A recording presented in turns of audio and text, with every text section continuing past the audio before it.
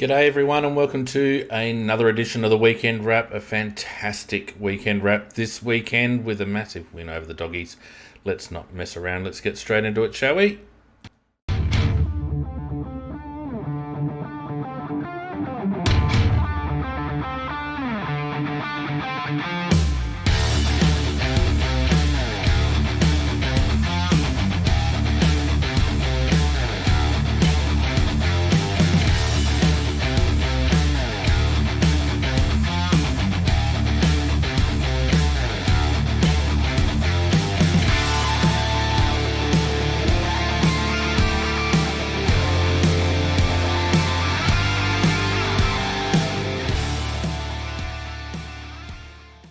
Good evening, everyone, and welcome to the Weekend Wrap this Sunday, the 24th of April. Thanks, everyone, for joining us, and thanks, of course, to my two cohorts, my partners in crime. Nikki, how are you? Very surprised after yesterday. Wasn't a bad effort, was it? And Macca, how you going, Mac? It's been a good weekend. Certainly has. And, of course, we've got to give a little bit of a shout out to Channel 7, because it's probably a real challenge to their ratings tonight with the Melbourne-Richmond game that Crowcast is actually going up against them. So, sorry for the drop in audience numbers, and you could tell in the crowd, actually, that there are a few less than what would normally turn up to a Melbourne-Richmond game, and I put that down to the scheduling of Crowcast tonight. What do you reckon? Sounds pretty reasonable, Pete. Well, thanks to everyone. Go on. I was just going to say, pity that Macca and I both have it on in the background. Yeah, well, I've got it on in the background too, but let's not talk about that. Look, thanks to everyone who's joined us on Discord, and thanks to everyone who's joined us on YouTube and who's listening to us also live audio on Spreaker, and of course those who will listen to it later. So thanks to everyone for listening, basically. By goodness me, what a game. Absolute ripper of a game. Fantastic result. Graveyard there in Ballarat. The weather was probably as kind as it was going to be. But an honourable loss would have suited me fine, but to get up like that was just a very big statement, I think, on the development path of the Crows at the moment. Yeah, you have to say that, honestly, it's one of those situations where the expression gets used very loosely, but all played well. Everybody contributed. I can't think of a player that did not contribute. And that's Agreed, 2 weeks in a row. Yes, that's very true, Nick. And 2 weeks in a row where we've been headed at a key point in the game and been able to regroup and come away with a win, and not against shitty sides either, against good sides. And we're seeing, Richmond, I haven't watched it in the last 10 minutes or so, but Richmond putting up a good effort against the Premiers. They're no easy beats, and the Bulldogs, last year's grand finalists, just a fantastic achievement by the club. It is outstanding because we're actually building culture at the moment. You can see the culture is that we're happy to brawl and fight it out, and in time that will develop with some refinements in the game. But we really do like the game to be a scrappy, hard-fought game because all of our players are putting in, and that's not necessarily the case for the opposition. And they had a couple of weaknesses out there. As I said, I couldn't pick one Crows player that let us down. And, it was a narrow game, yeah, a narrow win, yes. But, they're supposed to be a very, very good side. They fancy themselves for a flag. And we're coming from being near the bottom. But so proud of the boys. And I think Nick's is really on the right path with how he's got them playing. Agreed, Mac. That's the equivalent of beating Geelong at GMHBA, in my opinion. Beating the Dogs at Ballarat. Absolutely. Shitty ground, small, windy, parochial crowd, although Ballarat traditionally has been a bit of a Crows home away from home, given the historical trip that we used to make down there, the Ballarat halfway mark to a Victorian game. But nonetheless, just a fantastic win. Look, lots to get onto tonight. So, Mac, let's have a look at the other games for the round, shall we? Yep. All right. Okay. So, first game of the round, I thought was a little bit disappointing, and it's so disappointing I didn't even get the slide right. Right. We've got St Kilda 10-17-77 to the Giants 8-12-60. That should read St Kilda by 17 points. And a good win by the Saints, but God damn, what's going on with the Giants? It was actually the exact thing I've got written down here. Good win by the Saints. And you've got to take into account too that they lost Hayes early in the second quarter, and Marshall had a quad and he could barely run it. So Priest was dominating in the rucks, but look, it wasn't pretty football. It was more of a slog. But St Kilda, they had Higgins up forward who sharked, and he got 4 goals. They've got which King have they got? They got Max King, I think. Yeah. He actually could have made it a lot easier, but he did kick 1 goal, 7. But cutting it short, I thought that Steele and Crouch is playing very good footy for them. They were very good for the Saints, and Ward and Bruce for GWS. That leaves the Saints at 5-1 and the Giants at 1-5, and it's not looking good for Leon Cameron. No, not at all.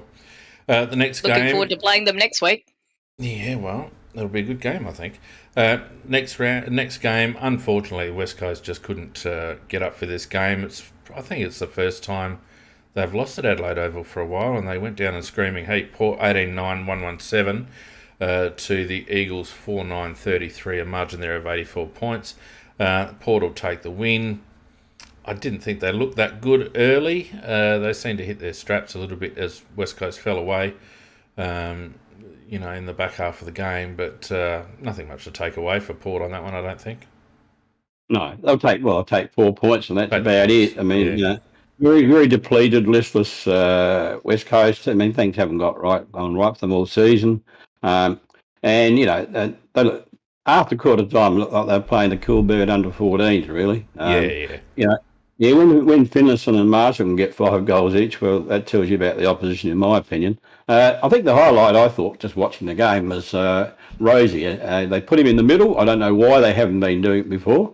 And I thought he started and was best on ground. So, actually, their midfield at Wines, Houston, Boat, they all dominated. So that's enough for Port. Yeah. Houston be just about their best player at the moment, I reckon. Most reliable player, don't you reckon? He's a rip of a player because he can play down back, he can play on the ball, and he gets plenty of it every time. Yeah, don't mind him as a player at all.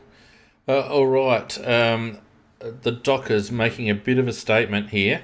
The Dockers 14-13-97, 35-point winners over Carlton 9-8-62. Now, it was admittedly at their home deck, but that's a solid win by Fremantle. They're a side on the rise, there's no doubt about it.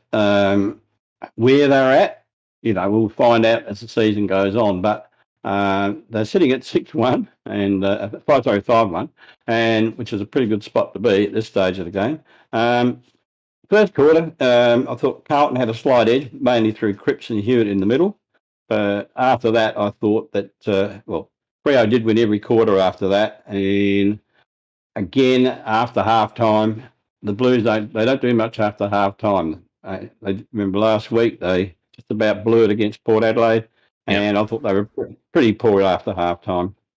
Again, I was really impressed by Freo. They've got a lot of young players on the rise, and Brayshaw has developed into a very, very good midfielder. Yeah, he has. And they've got Brody as a gift from the Gold Coast, and he's been terrific for them as well. For the Blues, Cripps, Walsh, that's about it. Yeah.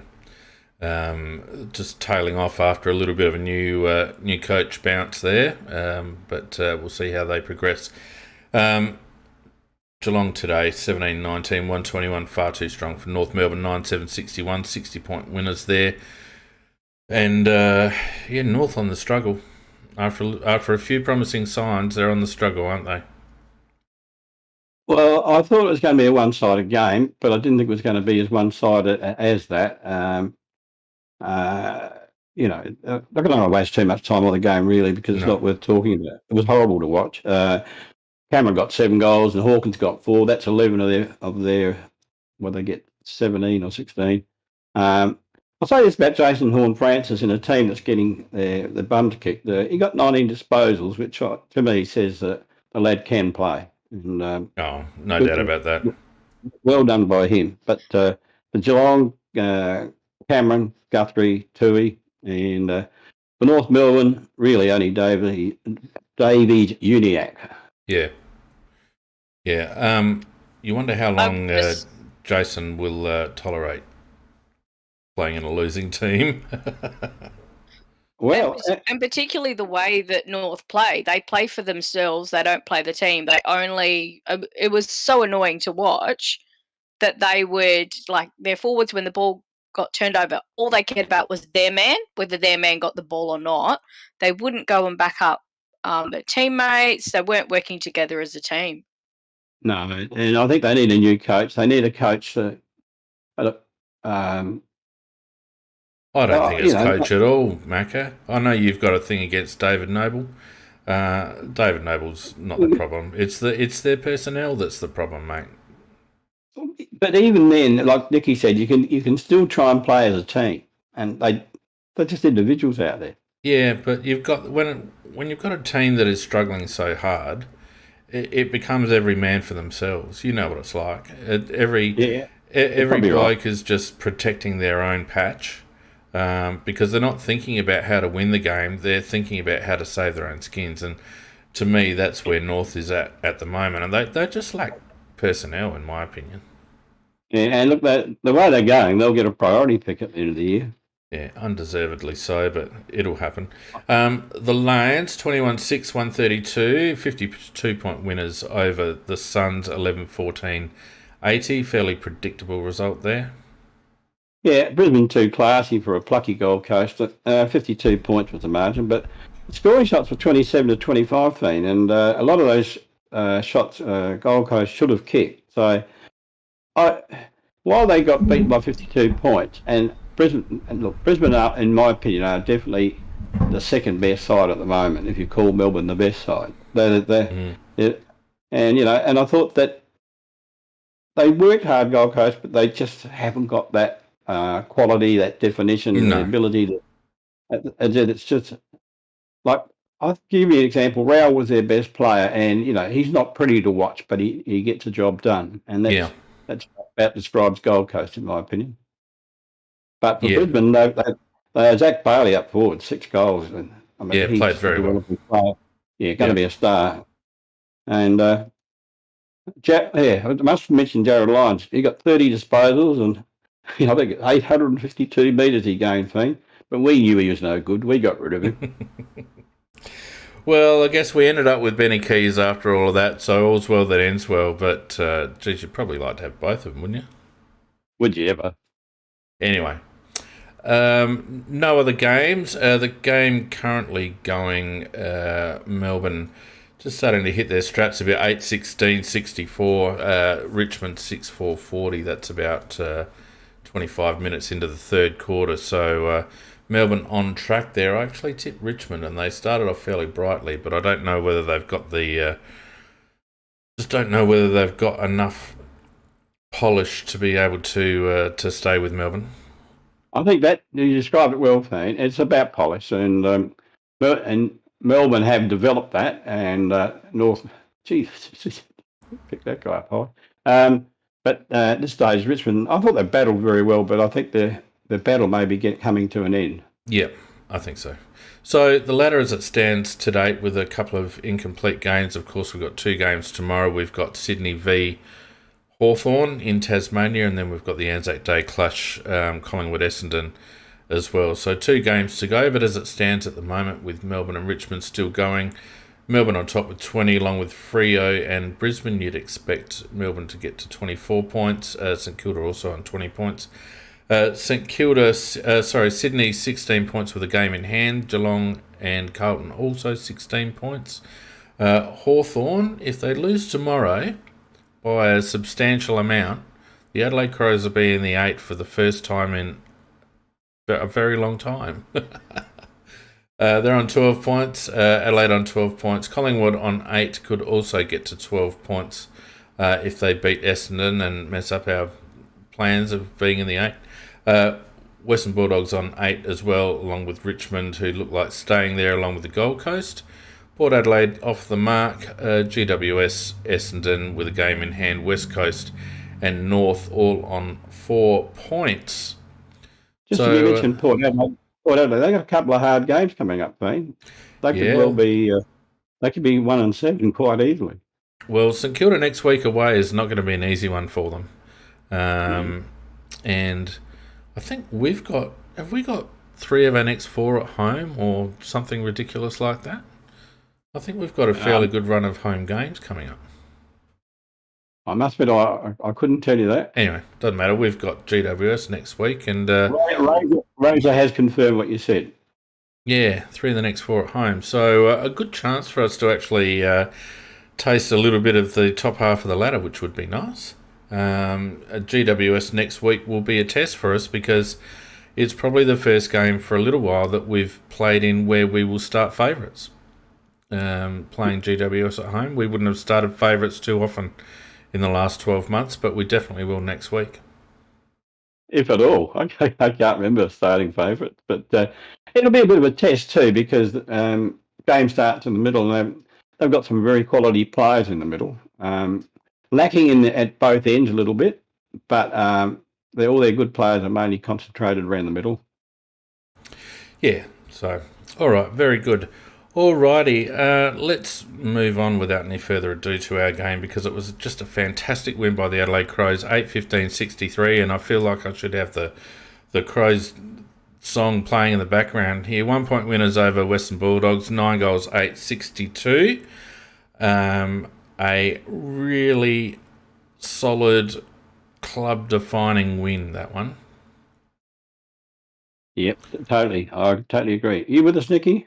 I am. She just sits back there. Now, I reckon, this is what I reckon's happened, because I don't want to, let's get the umpiring out of the way right off the bat, because it was a shocker, 22-10 or whatever the heck it was.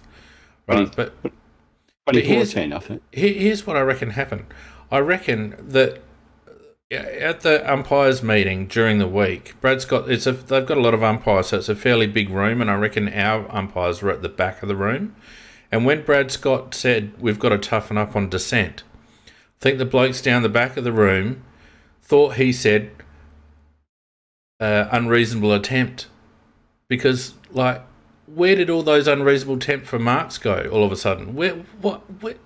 I couldn't believe it. I just could not believe it. I mean, they even had a player run through our 50 and not get penalised. Oh, no, they had 2 of them. Well, Cody Waitman at the end, 5 minutes ago, that could have been game defining. That one, that was a shocker, and he put his hands up, it like saying, "Oh shit," like he'd realised what he'd done and everything, and it didn't get paid. I just couldn't believe it. I thought the umpiring was embarrassing for a professional sport, and that Brad Scott, to me, is not the person to be in charge of umpires. He's too arrogant. He's not a moderate person. He won't listen to reason. And him coming out and saying during the week, it's just as simple as the players not arguing with the umpires. Well, that's not actually the point. The point is that the umpires just aren't officiating rules consistently. And it's probably because there's just too many bloody rules and interpretations and grey areas, and I've said this often enough. But I think in the case, the Western Bulldogs are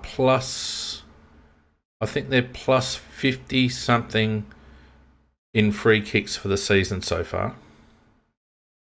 Plus 50-something. They are favourites for the umpires. No doubt about that. And they have been for a number of years. You've stolen my cockwomble a little bit here, Fane. But the problem is that what they've kept doing with the umpiring department is they've put ex-players in charge of it. Now, ex-players have no idea about umpiring.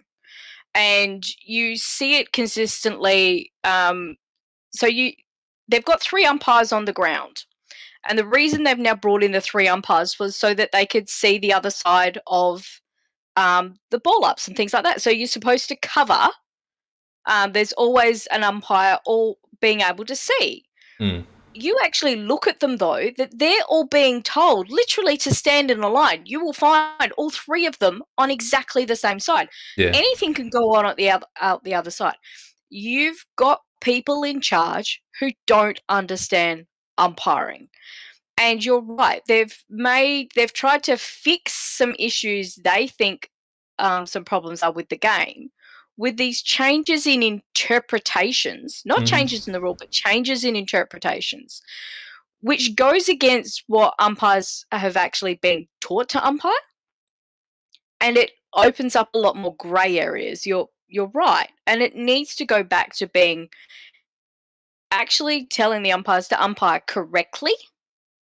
Not try and make a new, not try and make a new interpretation because they haven't done it right. I swear it's a Victorian affliction that they just want to have these grey. I don't know what it is. It's like, oh yeah, that wasn't quite blah blah blah. You can't have. It's the only sport in the world where a rule is not black and white. You can push a little bit, but not too much. You can sort of push him in the back, but not too much. You can run within 5 metres, but not sometimes. You can throw your arms up in descent, but only sometimes. There's absolutely no consistency, and I swear it's a Victorian affliction. Did you hear what Eddie Maguire, who's my Cockwomble nomination, Eddie Maguire wants to make all these changes to the game, including putting 6 umpires on the ground.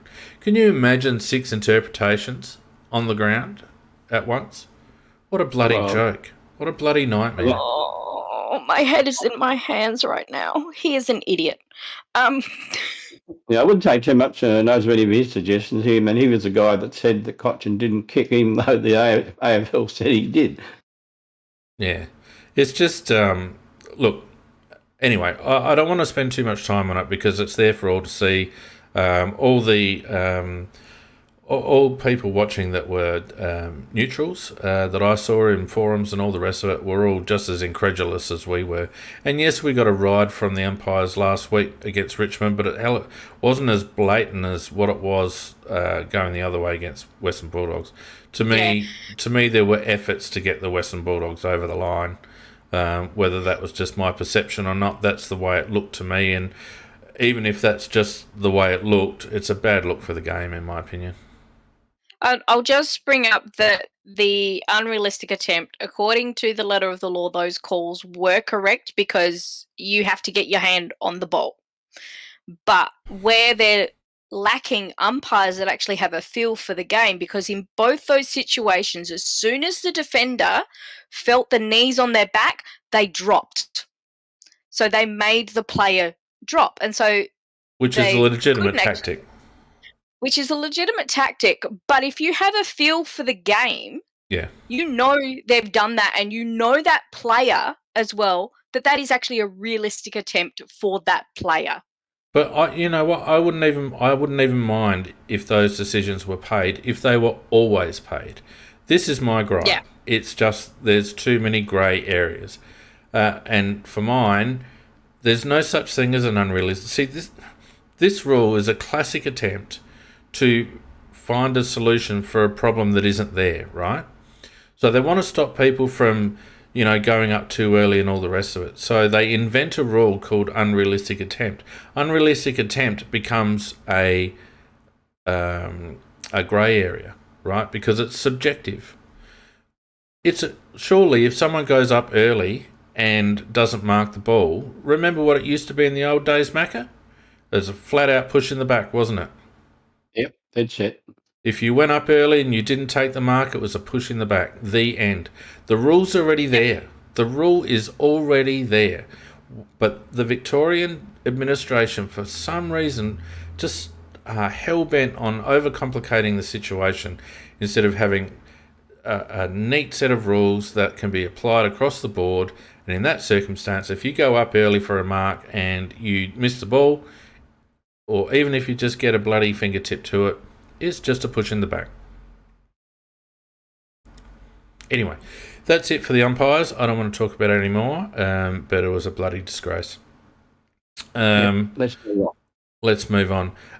Look, just before we head into some head-to-heads, I just felt like it was a second week in a row that the coach's box really excelled in terms of coming with a plan and being able to reset when things weren't quite going well. Because again, I thought at times, particularly early on, we looked a little bit like we were dog chasing cars, and then we restructured up. We pushed our forwards up high again. We were able to clutter up the middle of the ground and stop the Bulldogs from getting any sort of clear run with some good frontal pressure, and had the knock-on effect of giving our forward line a little bit more room to work in on that small ground.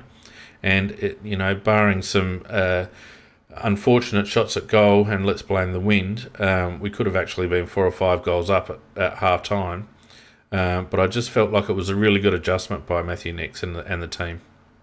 Yeah, it was, because I was a little bit worried in that first quarter because Smith, McRae and Dunkley had all started off like bombs. They had heaps of possessions in that first quarter. And we obviously weren't being quite accountable enough because they were doing it a little bit too easy at time.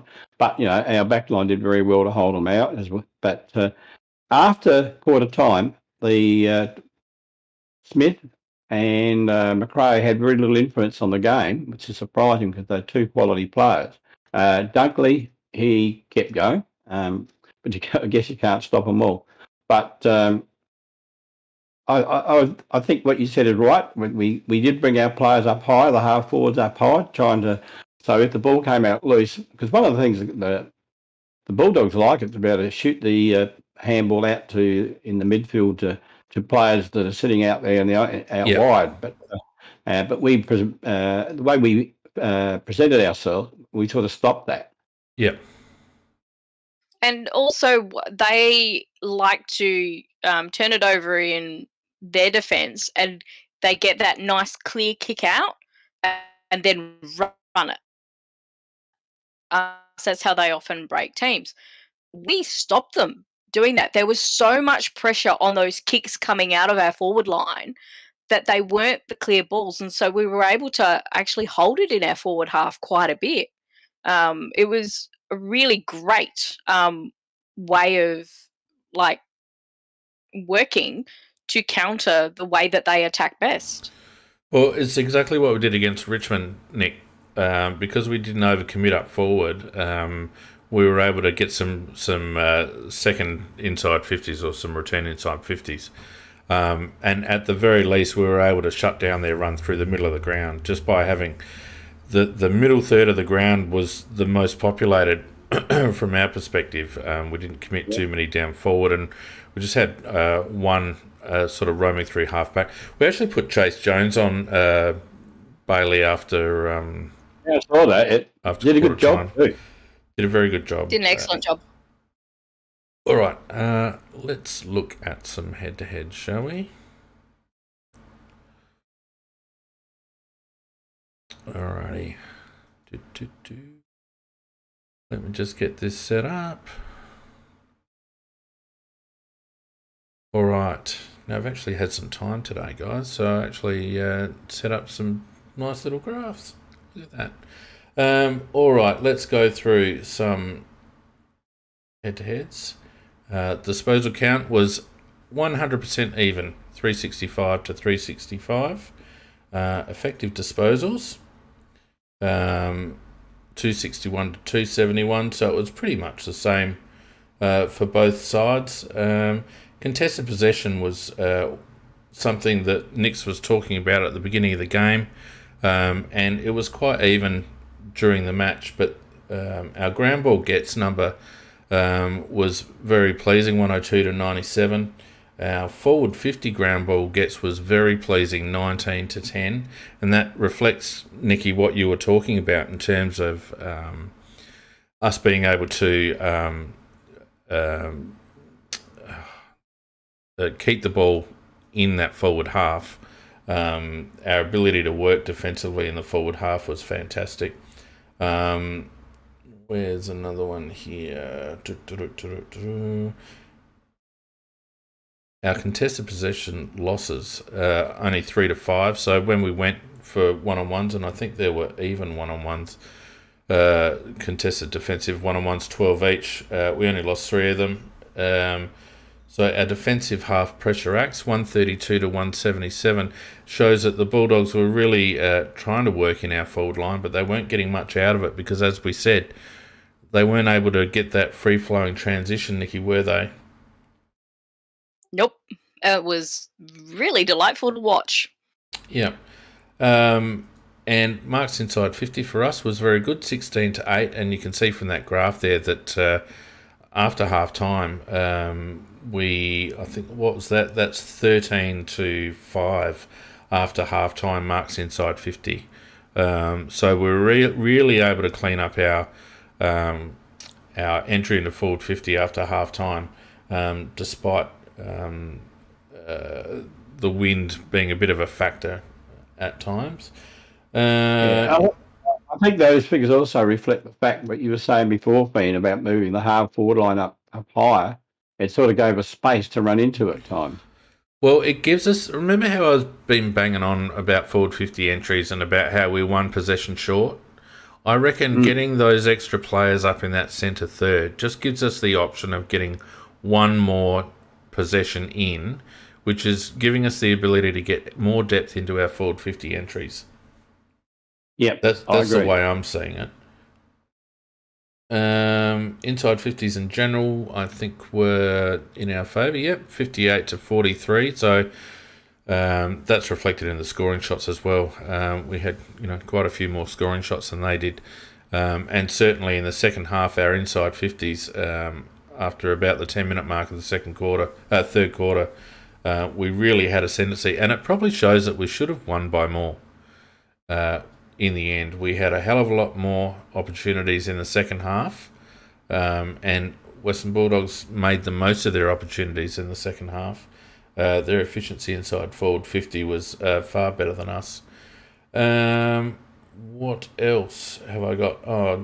Hit-outs was a major factor, I thought. O'Brien certainly got the better of Stephen Martin, although I thought in the first quarter he was struggling a little bit, O'Brien. How did you guys see that? Well, if O'Brien couldn't have won the ruck this week against Martin, who's about 93 or something like that, he's pretty old, and he has no longer got the spring in his legs. He's actually the perfect ruckman that Rob likes to ruck against, where you can just move him off, and even if Rob jumps off the ground 6 inches, he's higher than him. So I thought that Rob absolutely dominated the ruck, actually. The longer the game went on, the more he dominated it. So that was his best game, but I don't give him that much credit for it. I give him credit for what he did, but it's probably what he should have done, given the ruckman he was rucking again. But you can only beat the bloke that's in front of you, Mac.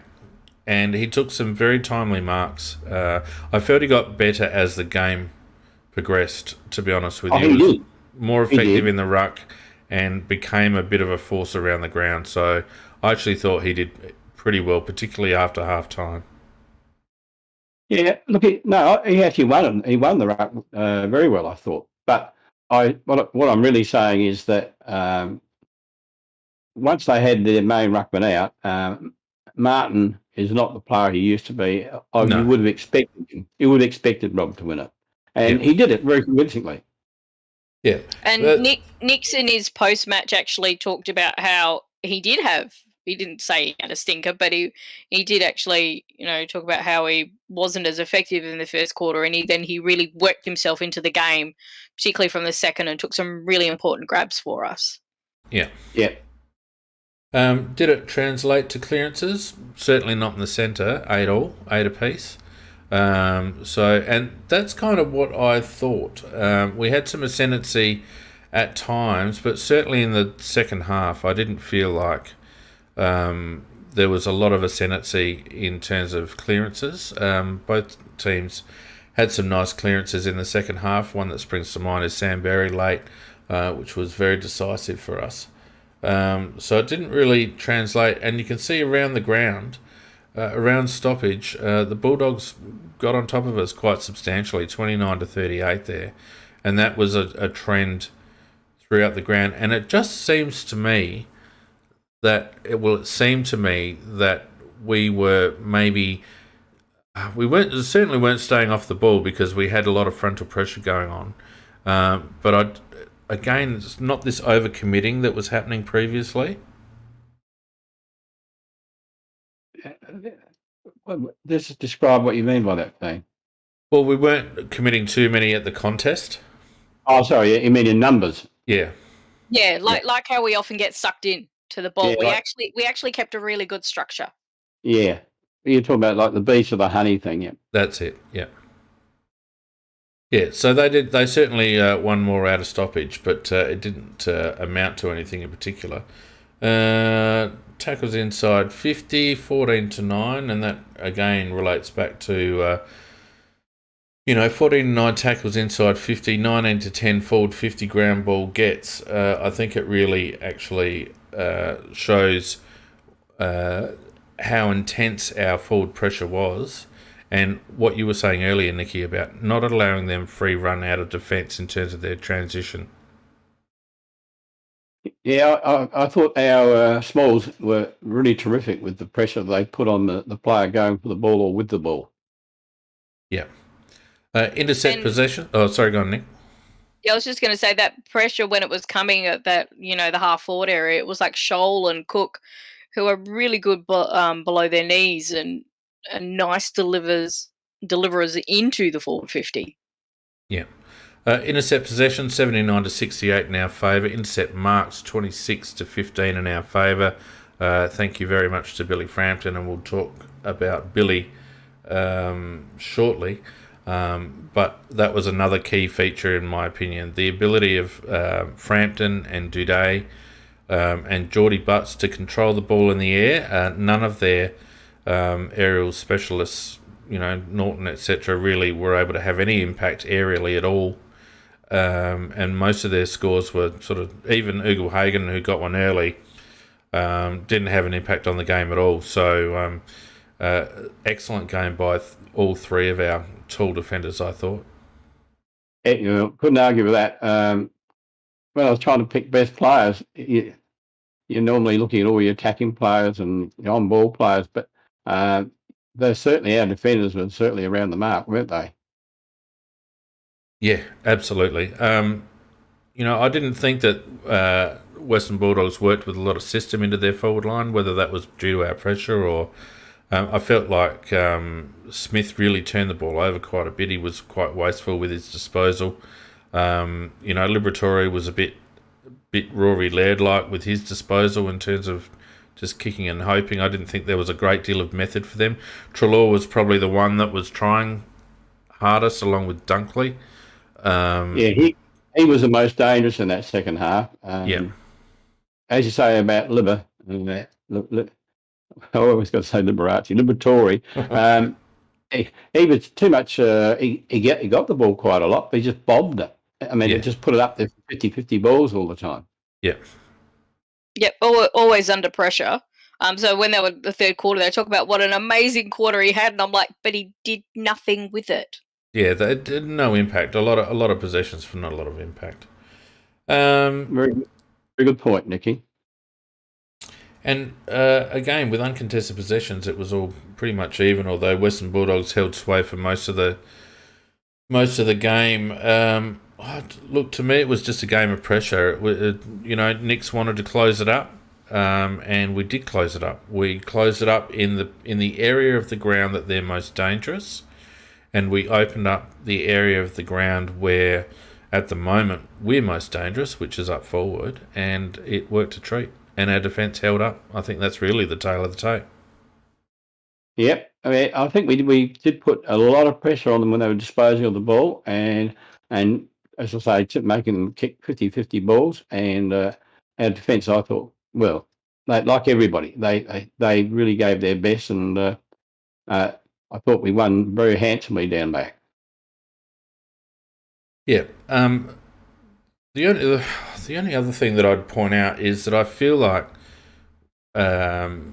with Sloan out of there the last couple of weeks, it reflects exactly what we've been saying, and it's a terrible shame that it's taken an ACL, for them to pick Berry, but they had Sloan out last week anyway, out of the midfield rotations. We just look a little bit more dynamic now in that area of the ground than what we did before, don't you think? Yeah, I think we do. We don't look as slow.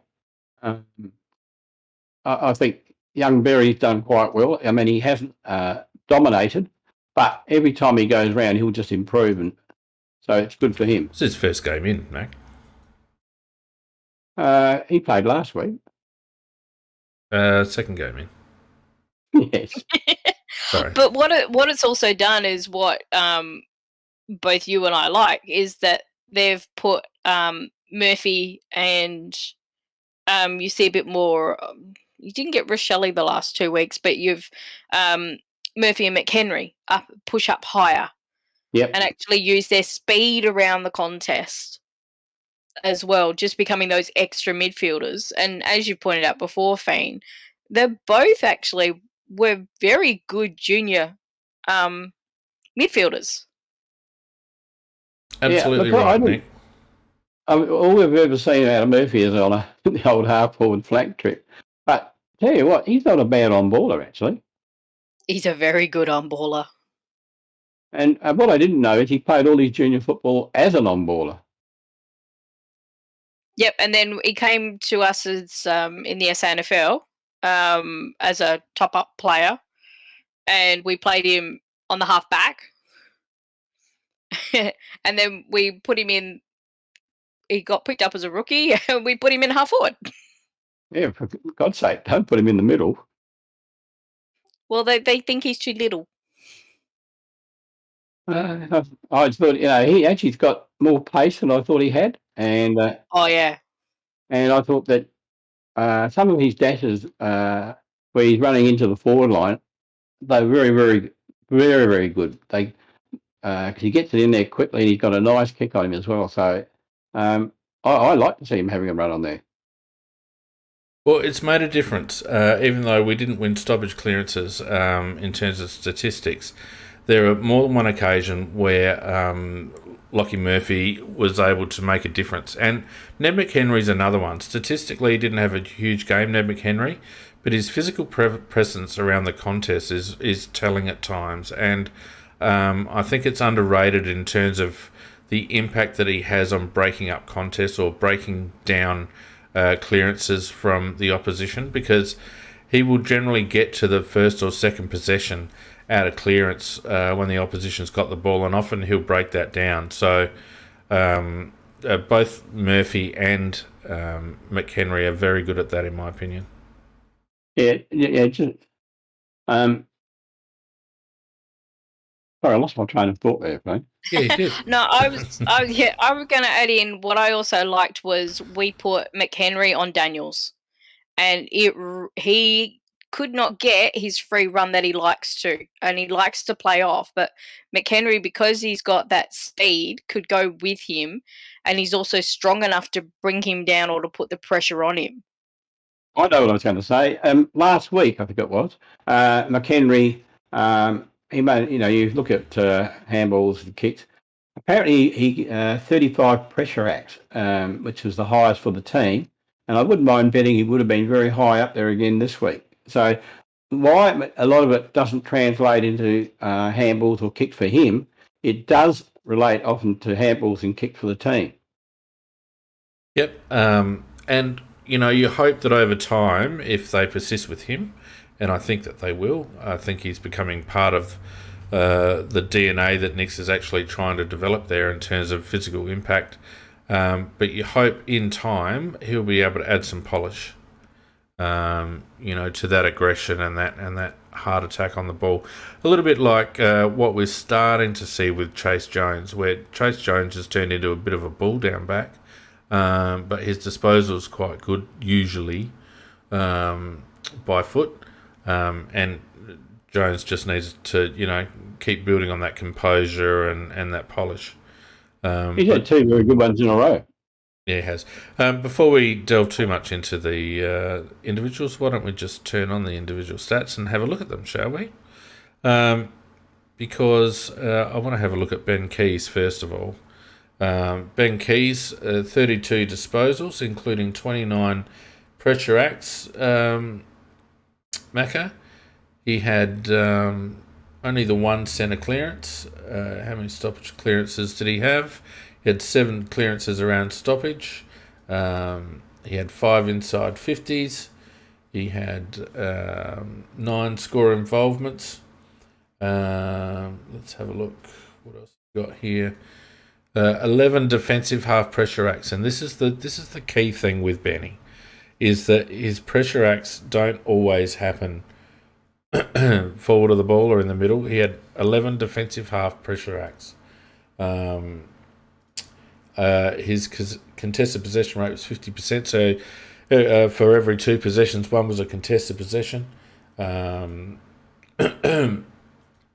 So very good in that regard. His disposal efficiency was 65%, which was about as good as you're going to get. How many clangers did he have? Had 3 clangers, all in the second half. How many metres gained? 619 metres gained. You just can't argue with that. Whoops. Yeah, look, well, what I like about Keys is he's one of the few players that's prepared to run as hard backwards as he is, not backwards, but into defence as he is forward. He works both ways. That's exactly right. 4 tackles, including 2 inside 50. Turned it over 4 times. Didn't get a huge amount of ball. 16 uncontested possessions outside. So just another gut-running workhorse display by Benny Keys. And look, I'm sitting there watching Petrarca and Oliver tonight, and they're 2 of the gun midfielders in the competition, and I'd have both of them ahead of Benny Keys. But he's, in terms of his work rate and his effort and his second efforts, and his ability to impact the contest, he's edging his way up the list of midfielders in the competition, in my opinion. Oh, there's no doubt about that. He'd be very highly rated. Nikki, what do you reckon? You're very quiet tonight. Well, I was waiting for a gap because I loved that the commentators actually called him the best effort player in the AFL, and I think that is absolutely spot on. Yeah. For him, he wills himself to contests. He's worked so hard on his endurance. He doesn't take any of his possessions for granted. I think just the way he will just work and work and work. It's I think that's why we're winning games, or we're in close in games as well. Oh, there's no doubt. I mean, he's a key element to our play at the moment. There's no doubt that he's having a massive impact, Nikki. And I think he's young. Well, yeah, he's only 25 or whatever. Yeah. So lots to like from Benny. Let's move on. Rory Laird. Laird, he had 30 disposals. What was his kicking efficiency? Effective disposals were 24. His kicks weren't as low as they were last week. Contested possessions, he had 16 contested possessions, including... so he went at about 51% contested possession rate in terms of every second possession was one that was contested. He had 9 defensive half pressure acts and in total 24 pressure acts. So another really good game in close in the coalface from Laird, and really picked it up after half-time too. You can see his contested possessions was only up around 5 at half-time and ended up with 16. So he really picked it up at the coalface after half-time, which was good to see. What else? Did he have any inside 50s? He had 3 inside 50s. How many score involvements did he have? He had 7 score involvements, including 1 score launch. Ground ball gets, had 9 ground ball gets and none inside 50. So he certainly stayed out of the arc. All of his work was really through the middle of the ground, and I thought he had another great game. Well, I totally agree with you. I think when you're looking at best player, again, he comes into contention. He's one of those you're saying, is it him or is it somebody else? Well, of course you're saying if it's him or if it's somebody else. If it's not him, it's got to be somebody else. Have you been drinking tonight? I don't have him in my best players. Oh, no, he's got to be in the best player. Oh, let's not debate that now. Let's stay on track, you two. No, but I was going to say that he had such a good impact, but the way our performance was overall, I'm not sure whether it was as instrumental in the win as others. Well, we're just talking about individuals at the moment, so let's just focus on his performance. All right, and now let's move on to Matt Crouch, because you blokes are hopeless. Oh, jeez. 25 disposals, which was not bad by Crouch's. Only 8 ground ball gets, only 7 contested possessions, which is a surprise. His clearance work was low, only 1 clearance. Stoppage clearance, none. So it was all peripheral from Matty. Now, I didn't think Matt had too bad a game in terms of his ball use. I felt like he was moving the ball forward a little bit more than he has been. But those stats are a bit revealing, in my opinion. Well, he's not the player he used to be. But I think you're right. I think he moved the ball forward a lot better than he has in the past. I didn't think he played a bad game. I mean, it was not a brilliant game, but it was like, as I said, everybody played their part. I think he played his part as well. Look at the kick to handball, though. 7 kicks, 18 handballs. That is well, look, if he's handballing it to Dawson, I'm happy, because at least it's going to be a better kick. So, look, it depends what the handballs were, but sometimes they're very frivolous handballs as well, unfortunately. Yeah. People in the chat saying that he's... Go on then. Yeah, they're saying that he was tagging McRae. I was very, very pleased in that last minute when we were trying to run down the clock that somebody kicked it to Matt Crouch. Just like, perfect player to give it to. Absolutely perfect. But I think you're spot on, Fiend, that yes, those kind of stats are a little bit down. But it also was, I think I did see a lot more forward movement from him and also a lot quicker than what is the normal Matt Crouch. He looked a little bit more intent on getting the ball moving and getting the ball moving forward. But also, if he was tagging McRae, I didn't actually pick that up, but somebody must have been, because he did. McRae was everywhere in the first quarter and just gradually dropping out of the game as it went on. So as a team, we kept him quiet. If it was Crouch that did it, well done by him. Yeah, 17 pressure acts is good. 8 in the back half, so he was working himself back, which is great.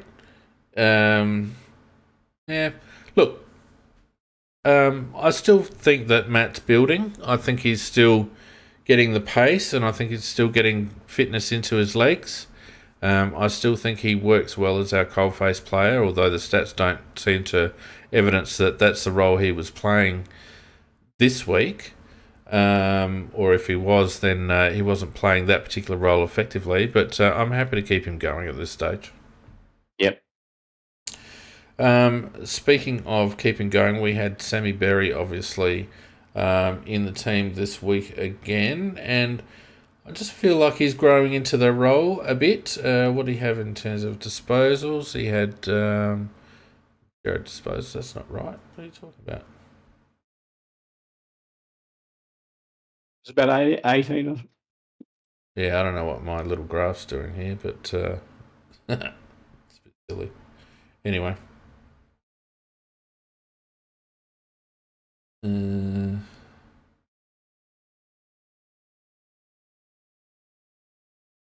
Nah. Oh, I know what it's doing. One moment, please. No, it's not picking it up. Anyway, he had 15 disposals.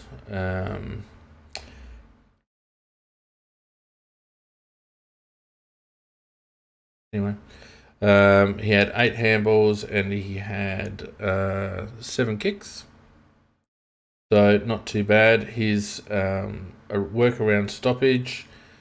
He had only 2 clearances. Both of them, well, one at stoppage and one in centre. His ground ball gets stat was 5. Test and possession ratio about 41%, so every second possession or so was contested.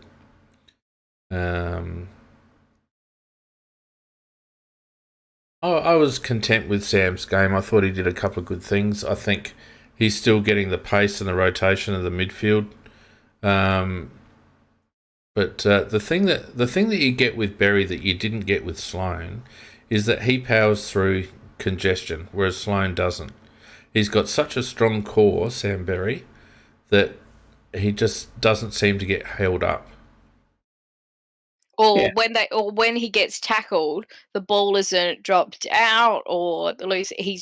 They can't bring him to ground. He's so strong that that. Well, that's what I'm saying. He's got the core.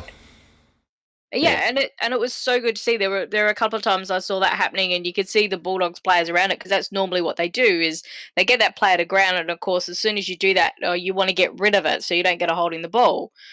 But if he's standing up, they can't do it, and they can't get that breakaway and that outside run that they like to do. Mm. Yeah, I think they're doing the right thing. That's 2 games now that Berry's played in the mids and hasn't disgraced himself by any means. And I think the more opportunity he's given, I think he will just improve as the year goes on, and he'll get more of the ball as the year goes on. Agreed. Now, who do we want to look at next? What do we think about Jackson Haitley? While I bring him up, what were your thoughts on Haitley, Macca? Yeah.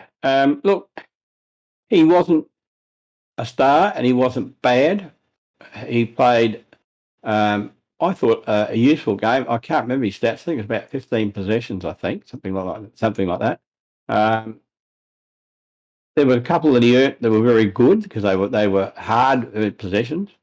I think he's got to get another couple of games just to see what he's really, can he do it? As somebody says, he was serviceable, yeah, and I think that's a very good way to describe his game. So, yeah, look, I would give him a game again next week, and it was a tough game to play in, to come into, and I thought, he wasn't disgraced, and I'll give him like at least another couple and see what he's got. Nick? I mean, my issue with Haitley is that he's a very, very good SANFL player, and he hasn't seemed to be an AFL player, because he often panics with his kick, or he didn't seem to have the time. But I actually thought he looked quite composed with his disposals. And he got, and you're right, those couple of those really nice little hardball gets and the pressure he was putting on. So for me, it was he did his job. He wasn't outstanding, but he did his job. Yep, agreed, Nicky.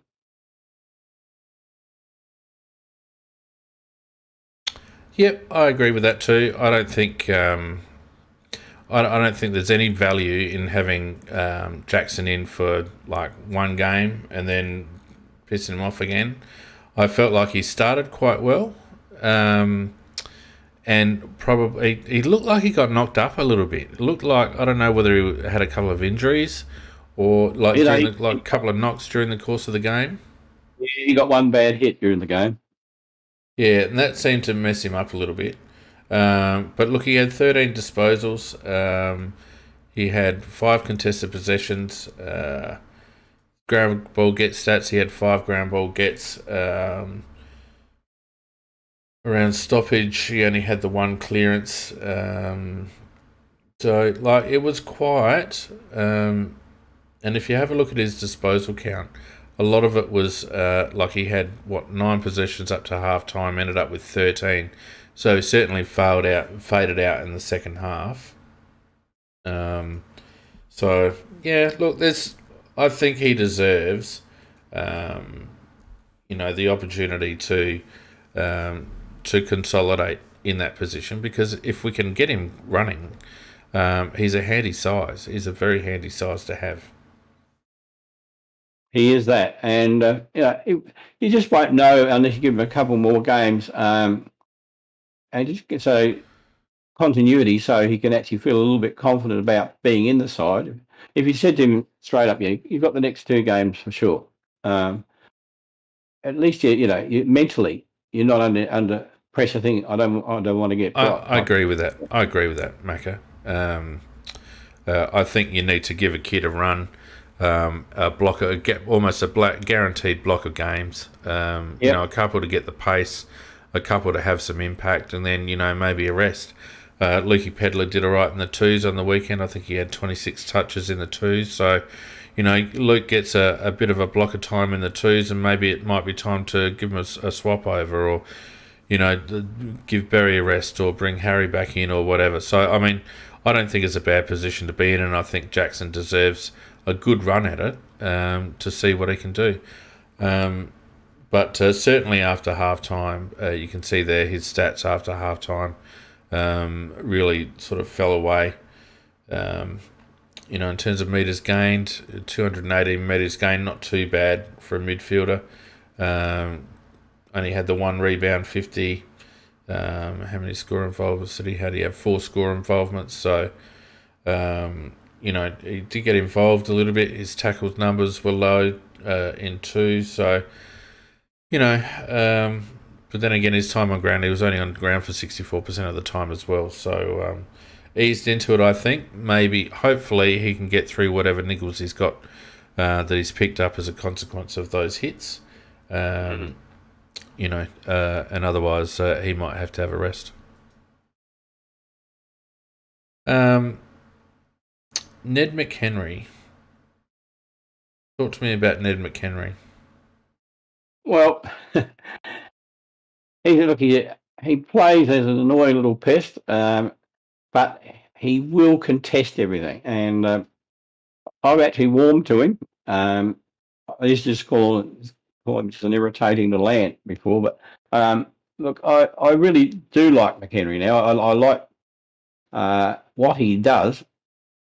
I mean, he is so courageous. He'll take anybody on any size, and even if they're going to steamroll him, he doesn't give 1 inch. No, I think he's got so much courage.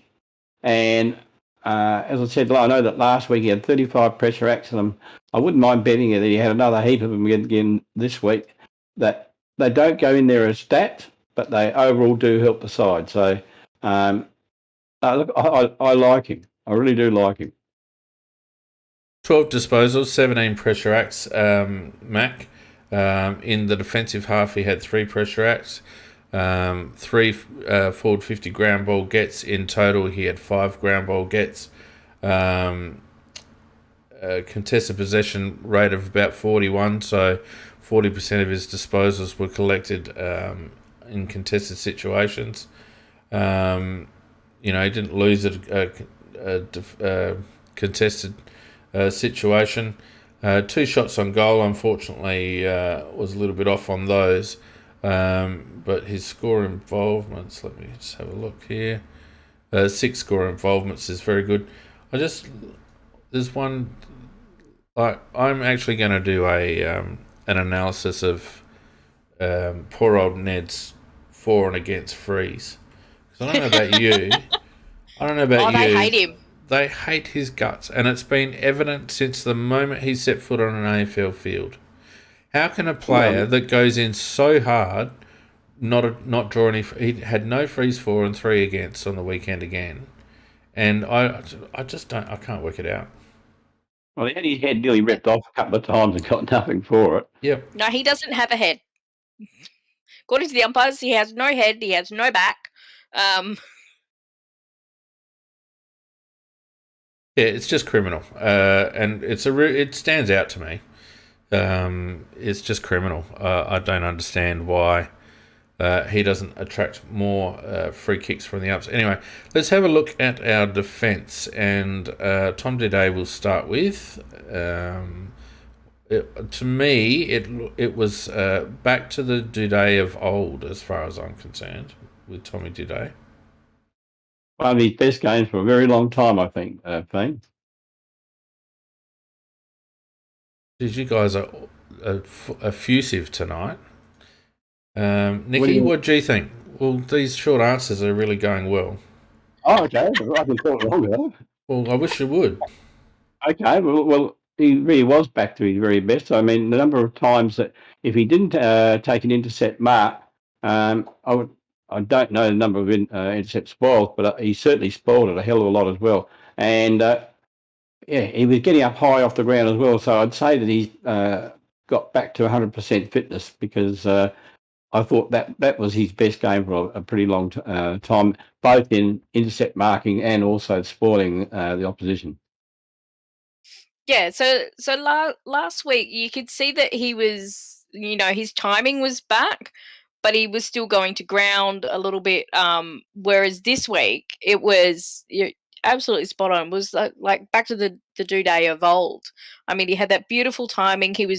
And what I've always liked about him, whilst he is that player who can come off and do the intercept marks, he's also very good defensively.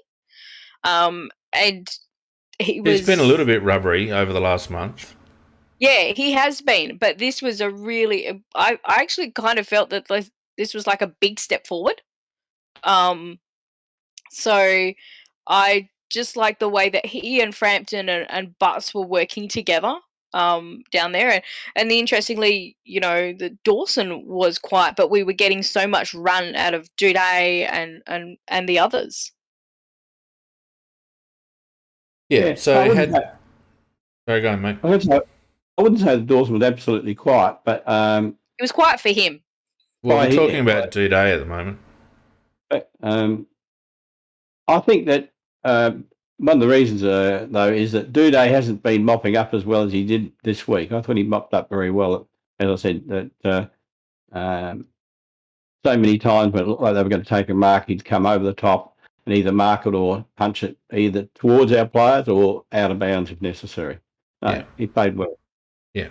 Well, they've got a stat on the AFL website, Score Launches, which is where the first possession in a scoring chain, who that's attributed to, and he's got 3 of those. Score involvements, he's got 4 score involvements, all in the second half. So, not only was he a rock down back defensively, but he was also contributing to our ability to actually launch some scoring forays. 8 defensive half pressure acts was very good. So I like old reliable Tom Diday, and I felt like we got old reliable Tom Diday back again, which was really good to see. The bloke that everyone's waiting for, I think, is Mr. Frampton. Oh, yes. Well, for me, very simply, I'll put it this way. I think this game was the day that Billy Frampton came of age as an AFL player. He has given us glimpses of it before. He's given us sometimes a good glimpse at it, but this was a complete game. And I thought that there wasn't anything wrong with Billy's game in any respect. I just thought that he marked at the right time. He spoilt at the right time. He mopped up at the right time, and his disposal was excellent. So, Billy Frampton, look, this is actually in a quality game as well. You're playing against the Bulldogs. You're not playing against Gold Coast or anything like that. You're playing a good team. So, I just thought Frampton was he gave but every bit of help that you would a fullback would want, and I thought a terrific game by Frampton. Nikki? Oh, it was such a good game from him. I mean, there were still moments where he was kind of get that little bit out muscled and things like that, but they were happening when it was like up on the wing. It wasn't happening when it was directly in their forward line. I do think there seemed to be confidence between our backline working together, and it, like, they knew when to come off, which one was coming off to be that intercept. And I have liked, I mean, Butts has always been one that's tended to play in front of his player, and that's kind of worked. And you could see that seemed to click with Billy, and he worked that way in front of the Bulldogs forwards, and they don't like that. They like to have the front position. I think that just kind of frustrated them, and because we were getting some good pressure coming in on their kicks, that also helps our defenders as well. Yeah, he had 26 disposals, 5 defensive half pressure acts. He took 4 intercept marks, intercept possessions, 10 intercept possessions, and a lot of that was in the second half. Like he only had 2 intercept possessions up until half time, ended up with 10, which was just fantastic. He had 5 spoils for the game, which is something that I actually really like. I think everyone kind of remembers the marks that he took down back, but he was also a lot more decisive defensively, aerially, which has been my biggest concern.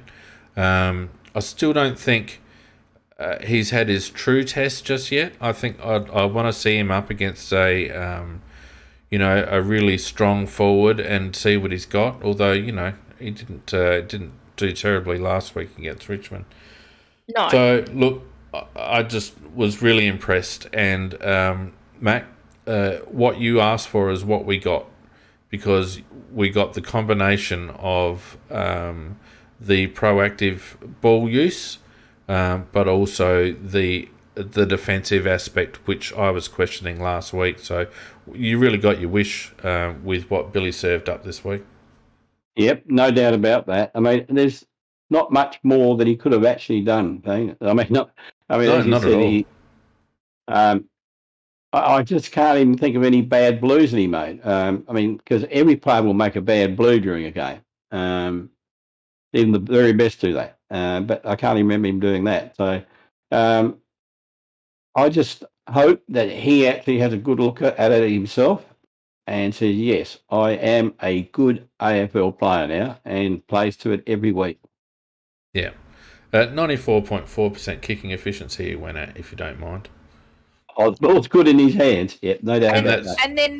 And they're not easy kicks. He's not taking little short ones or things like that. They're very attacking kicks. That's right. It's not the Jake Kelly style. Yep. Hold on to it for a month and then kick it backwards. Not that at all. They're, like you say, they're decisive. When he had 18 kicks and 8 handballs, and 18 kicks at 94.4% disposal efficiency, is good in anyone's books. But from your key defender, that's elite. So when you put all his defensive work together with that ability that we'd already noted, he becomes a very valuable player in our system. Well, incredible, I can't remember what we paid for him, a third rounder or something like that. Oh, I don't even think it was that much. Yeah, it was nothing. It was peanuts. And, as I said last week, we've got a pick 6 languishing, not doing much in the Bs, and then this is the guy we've got for safety, and he's starting to really fire, and it just goes to show players can come from everywhere. Yep. Let's have a quick look at Chase Jones. I don't want to go through everyone, but we'll have a look at some key players, and we'll have a look at a couple up forward in a minute. I thought, again, Chase, I think it's going to take a while for Chase to become the composed player that we want him to be. But like he did a good job on Bailey. What's his name? Bailey Smith. Yeah. Bailey Smith. After quarter time, Smith had like 14 possessions at quarter time, and I think he only had about another 10 for the game. So, and if you look at Chase's stats, certainly again, the work rate, like these stats are telling me that the work rate really lifted after half time. It was a bit of a bottleneck up until sort of halfway through the second quarter, and then a lot of these boys, their stats really start jumping after that time, and Chase is no exception to that. So I guess that reflects how the game was run, I suppose. Yep. Actually, Jones did his job. He did his job defensively, and actually, I thought his usage of the ball was a lot better too than it has been for some time. Yep, he didn't burn it too much. Let's have a look at his effective disposals. What am I doing here? Messed something up. But he was one of those as well out of our backlines that were making their forward be really accountable because, he would actually turn the ball over and was trying to get those nice quick passes out. In the game day chat, and of course, some people are actually making the same comment here. It's his best game since he last played at Ballarat, and I think we figured out it's because it feels like Tasmania, so he feels completely at home there. Yeah, the Ballarat specialist. Yeah, well, when you have a look at his disposal, he had 4 disposals up to 5 disposals after half time, 4 effective, and ended up with 18 disposals, 14 of them effective. So that's a big second half. That's a big second half for a back pocket who's playing a defensive role. Pressure acts, he had 22 pressure acts, 17 of those in the defensive half, which you'd expect. His contested possession rate was about 34%. He didn't lose any defensive one-on-ones. Did he launch any scores? Had 1 score launch. 2 score involvements, both after half-time. His metres gained was about 337, which is excellent. And have a look at that last quarter. When he pushed up the ground a little bit and he was playing a little bit higher, have a look at that metres gained. He gained, about just about 180 metres in the last 15 minutes of the game. I mean, that is decisive, in my opinion. Yeah, no, he certainly played his part, and he's. I think as the season's gone on, and we've only had the 6 games, but I think that if you drew a graph, I think you could say that he's got better each game. I think that is that your impression, Nikki? Yeah. I mean, we actually he had a really nice run of games, I think, last year, as well, and we were kind of thinking, well, he is the replacement for Brown. And we've really seen Brown starting to drop off this year. He did very well against Waitman, but I really liked that game from Chase. But also what was so good was the fact that, the coach is going, well, this player is getting off the chain. We can put him on him and he will shut him down for us. And that's what you want your defender to do, first and foremost. He certainly has been doing that, and to actually put him on a player of Bailey Smith's quality, and to actually do the job on him, I mean that's really tops, because Bailey Smith has been in huge form, absolutely huge form. So, and he's the player that has killed us previously. Yep, and the one thing that he's got that the other defenders haven't got is real pace. Jones has got real pace. Yeah. So you couldn't get two more average names, could you? Jones on Smith. But actually, to Jones's credit, he did very well. Let's have a look at Shane McAdam. McAdam's an interesting one because I think he's added a dimension to our forward line, and whether he's sometimes he can be a little bit hard to watch because of his his desire to take mark of the century. But if you have a look at it, he had 12 disposals for the game, pretty evenly mixed through the course of the game.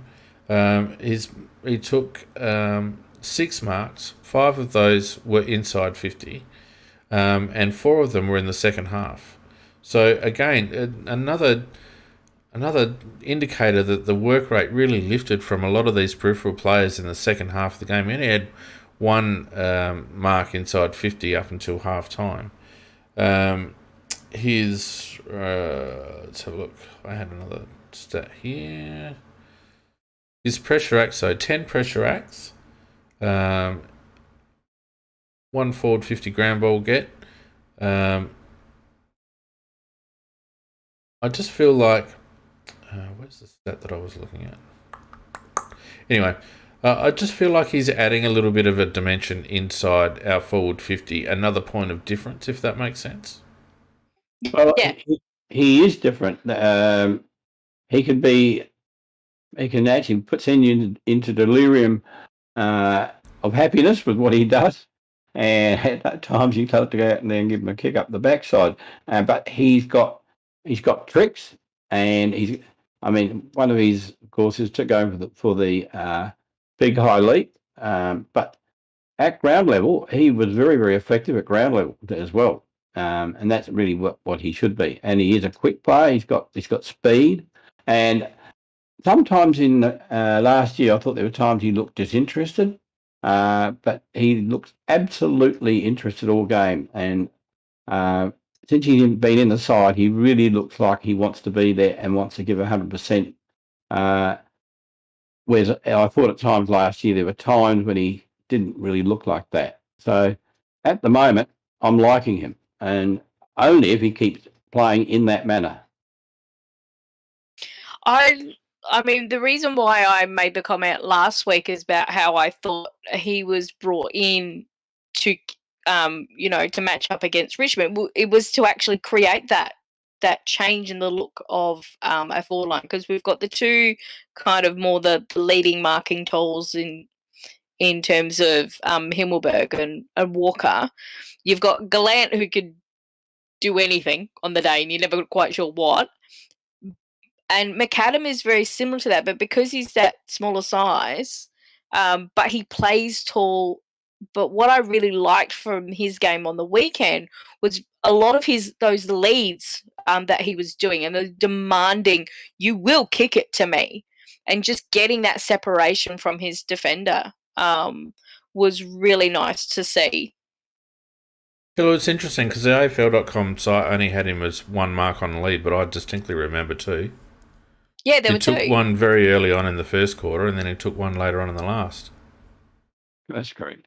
The other thing about him too, when they had the camera right up on his face, he's got blazing eyes at the moment, and as if he looks. He's engaged, isn't he?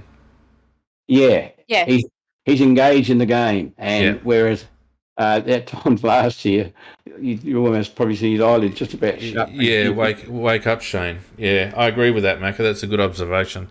Josh Rochelle, only the 9 disposals at 55% contested possession rate. Was quiet by his standards. I feel like, as I mentioned to you the other day, I feel like teams are awake to him, and he's not going to get an easy run of it over the next month or so, Josh. He's going to have to work his way through that. Yeah, well called, because they really did pay a lot of attention to him right from the word go. He never got, as you say, any of those easy balls where they've zoned off to try and get the ball themselves. They just stuck with him all the time, and just about every possession he got, he really earned. So Had to work for and it. Yep. yeah, and as you say, that's I think going to be his lot because he's already showed he is a classy player. I mean, you don't kick 5 goals on debut at his height and not be classy. And so if you pay him no attention, he will sneak away from you and he'll kick goals. But I thought he played reasonably well given the fact that he had that much attention given to him. Yeah. I mean that shot that somebody said he kicked the winning point. It actually always looked like it was going to be a goal, and they had the last minute deviated into the post. But that wind. yeah, but no, look, he'll be a good player for us long term. In fact, he'll be a star for us long term. Yeah, even though he only had those 9 possessions, and yes, they gave him more of the attention, he never once dropped his head. He just still kept working. And when he did get the ball, he always made something of it, or he kept engaged with the game around him. And I think that's what we've really liked from him. So this is probably his first game where they really sat on him. So it's going to be interesting to see what happens next week. And I think it's just great for his development. Actually, we've got a 17. Go ahead, Thane. No, go on, mate. I was just going to say, I like the mix of smalls that we've got in our forward line at the moment. I mean, Rochelle is totally different to McHenry, who is totally different to McAdam. They've all got their virtues and they've all got their abilities, and they are all different, which means that there is a variety of talent in the forward lines, not just to do it one way, and make them all dangerous, in my opinion. Well, the worry, I guess, that we had was the fact that they were a bit of a mosquito fleet, because you can throw Lockie Murphy into that bucket as well, Macca, in terms of the variety of smalls we've got. But they're all hard units. Chase Jones is a hard unit. McHenry is a hard unit. Lockie Murphy is a hard unit. Shane McAdam, you wouldn't call a hard unit, but he's been going all right defensively. Josh Rochelle for a kid is already well developed. So, I guess from the point of view of a lack of height in certain areas, if they continue to play in those sorts of roles where they're predominantly ball getters and stoppage monsters and crummers, then I guess it doesn't really matter as long as they don't get knocked off the ball. Yeah, I totally agree. But I think it's a very nice mix that we've got. All got different capabilities. And that can actually make it hard for a defensive unit. Because if one player isn't quite working, how do you actually swap against them when they've got different looks, so to speak? Yeah, well, you can't play McAdam the way you play Rochelle or McHenry. So each one's got, as I say, they've got their own individual assets, and Murphy, I actually like him on the ball when he has these little turns on the ball, because he's got speed, he can break away, and he brings it in very quickly. Yep. Let's have a look at Elliot Himmelberg. I get confused by people when they're assessing the game and they go, Berg was quiet, but we may as well give him one more, sort of thing. You can't be the star every week, can you? You can't be the man every week. And it was the sort of game where the ball spent a lot of time on the ground, and when it was in the air, it was bloody fluky wind and all the rest of it. And I felt like Elliot, even though he was beaten often aerially, I felt like what we saw was exactly what we need from Elliot, and that is contested work. And I didn't feel like he slagged off at all. I felt like he contested all the way to the end. And, it wasn't his turn to kick a bag, but I certainly felt like he contributed. Well, I think, put it this way, I think he had the right to throw his arms up at the umpires a number of times, but he didn't. And you're right. And that's what you want to see from a young player. If things not going your way, they don't drop their head. they still keep involved, they still contest, and that's what he was continuing to do. I didn't have a problem with his game overall, and you're right, it wasn't a game for tall forwards. You know, I don't make that point. theirs didn't, you look at their tall forwards that they have and the talent of those tall forwards, and I think we might have got actually a slightly better output out of ours.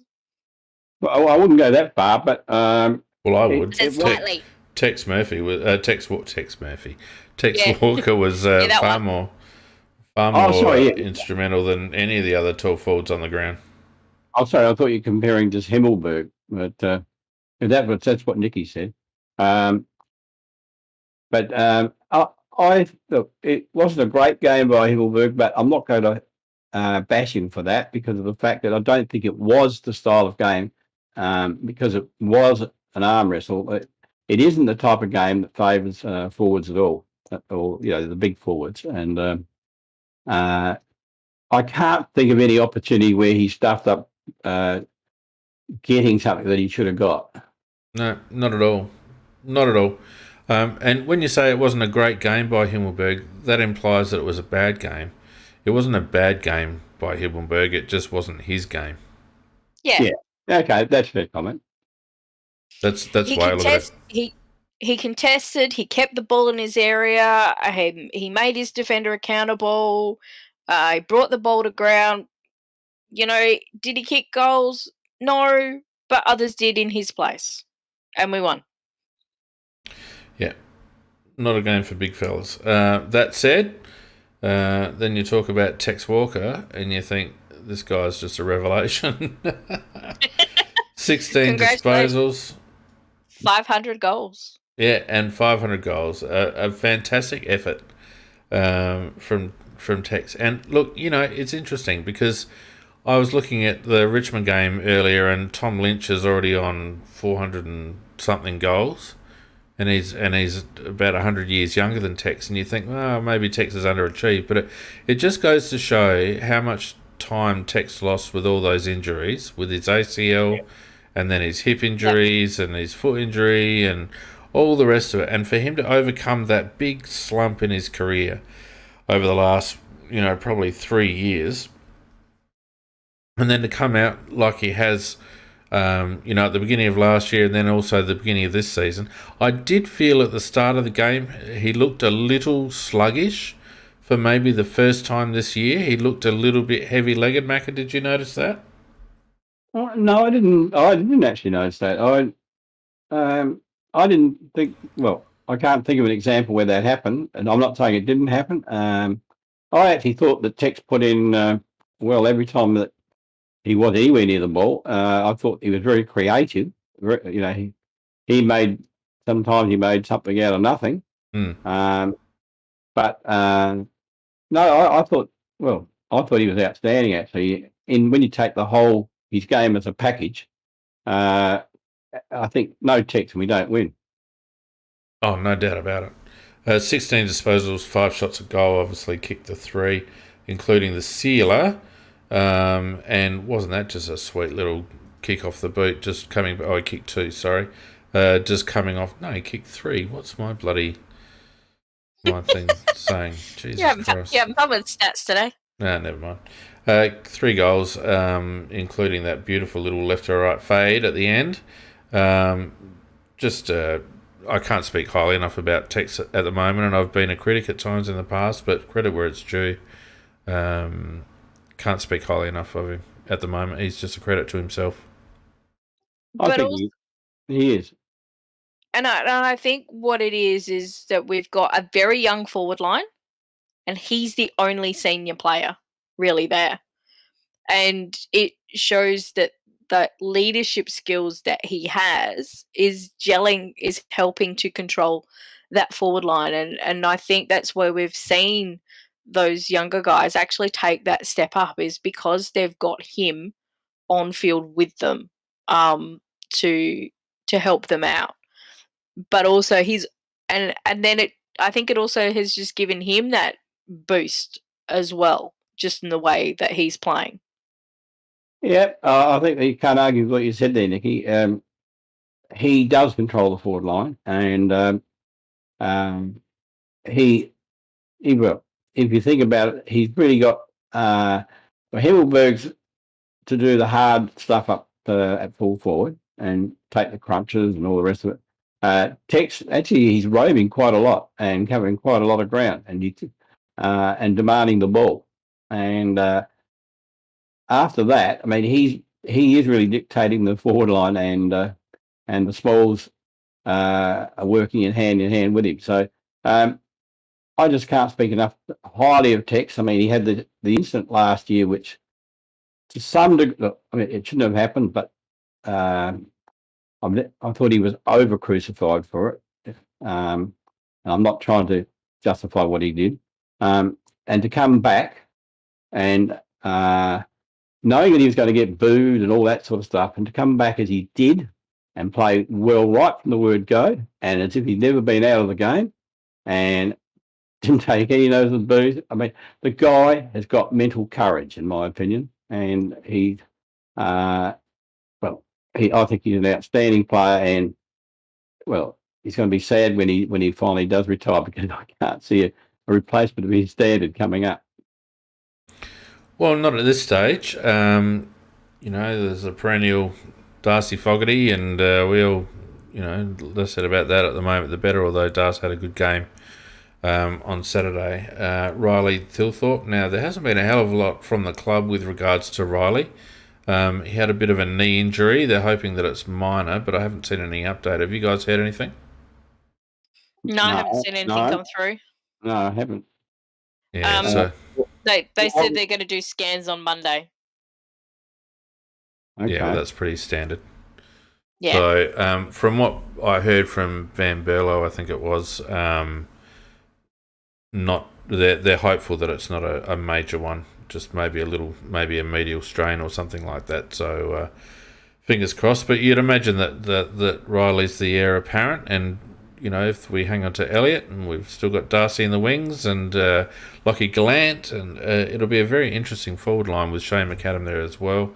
There's the small chance that Fisher Mackesy might end up forward as well.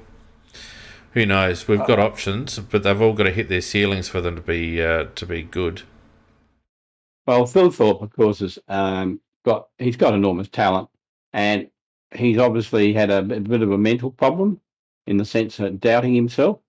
He didn't when he first came in, and I don't know why he's got it at the moment. But you don't know what goes on in their private lives or whatever.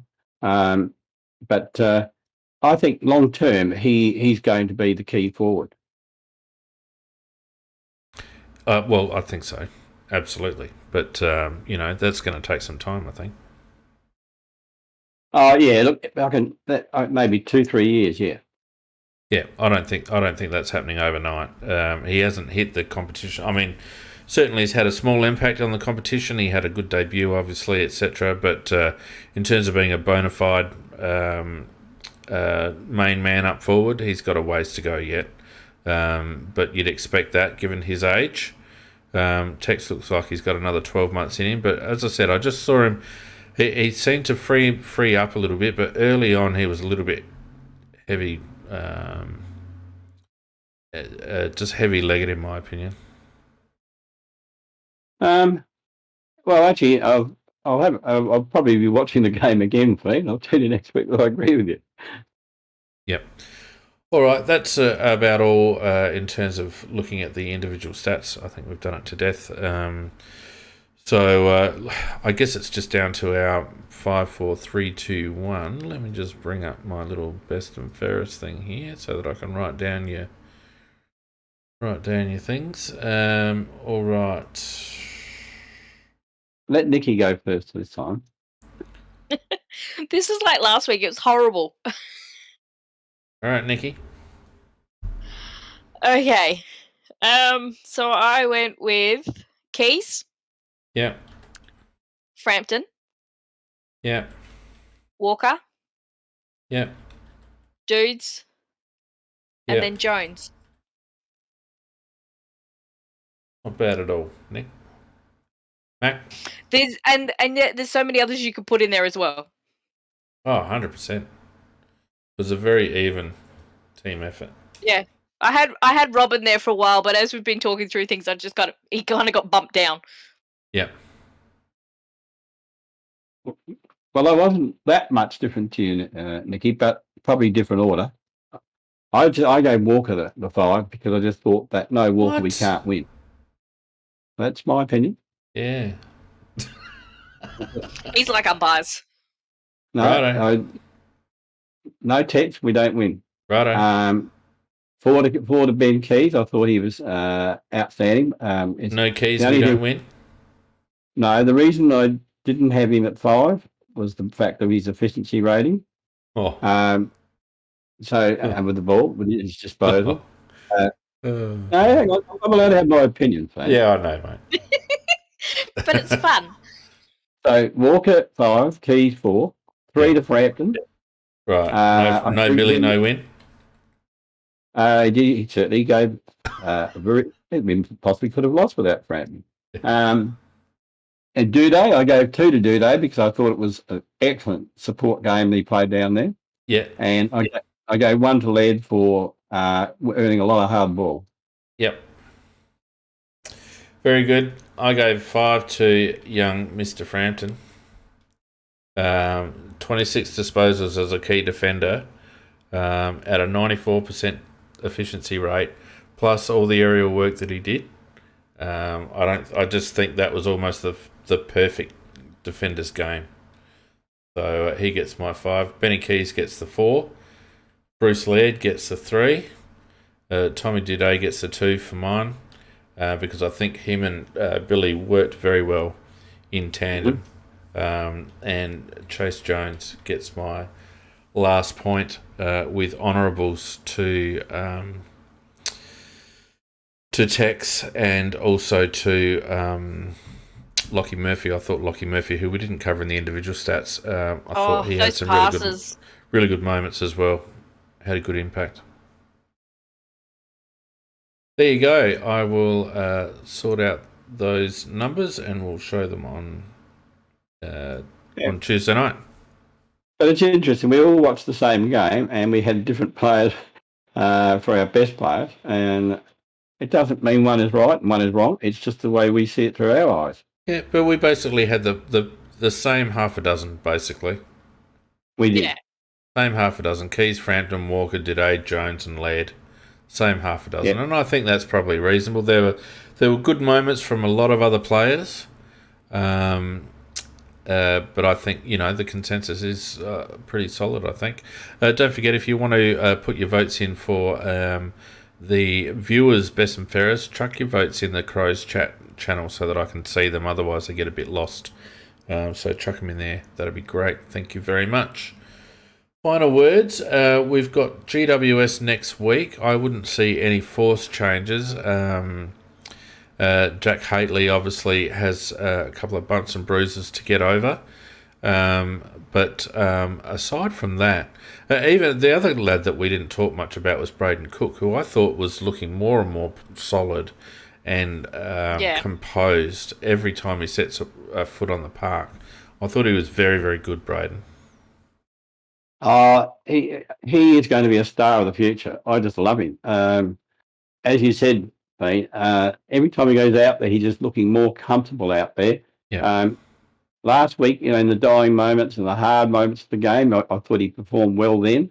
And I thought he did some very, very good things. He did a beautiful bulk in, so sidestep and twist and all that sort of stuff, get around a player. I just think he's got talent to burn, and I just think that he's going to be one of our star players in the future that we're going to really rave about. Agreed. And very much getting noticed as well by commentators, just for the little things that he's been doing. Yeah, well, he's got a little bit of poise and a little bit of cheek about him, nice little step. Oh, yeah. And that's what's looks unhurried. There's a lot to like. When you watch him play, there's a lot to like. And the fact that he's been playing behind the ball predominantly is quite good. getting him a good view of the ball coming forward, and he hasn't really put a foot wrong. I haven't seen him do anything wrong defensively, really, at this stage. And he's just working into his career nicely, I think. The same with Lockie Gallant, had a few flies, didn't have a huge impact on the game, but opposition know that if he's one of those kids that if you let him go, he's just going to take a hanger on you. He's already shown he can have an impact when teams aren't paying attention. So, when you've got Tex and Bergen, McAdam and Gallant, all aerial threats to varying degrees in different ways, it becomes a very difficult forward line to match up on. And I like the way Lockie Gallant's developing as well, and I hope they do persist with him as well and give him a nice block of games. Totally agree with that, Fane. It wasn't really his game this week because of, again, the way the game was played. And but I didn't think he did anything particularly wrong either. And he nearly took a couple of real big hangers. And he's not bright. He gives 100%. I just think that he's a player of the future. And I don't know that he'll ever be the number one guy up forward, but he's going to be a very, very handy number two guy. Very good. Well, let's finish off, Nikki, with your cockwomble, shall we? Oh, maybe. Have you got any nominees? Have you put any work into it this week? That's what I want to know. Well, there was really only, for me, there was an outstanding one, but there are some kind of fun little ones which have come out of the chat because Seas Girl really wants to nominate Revolt from tonight, who was having a go, absolute push in the back on a Melbourne player. He's dived forward. And so Revolt immediately has turned to the upper going, he's dived.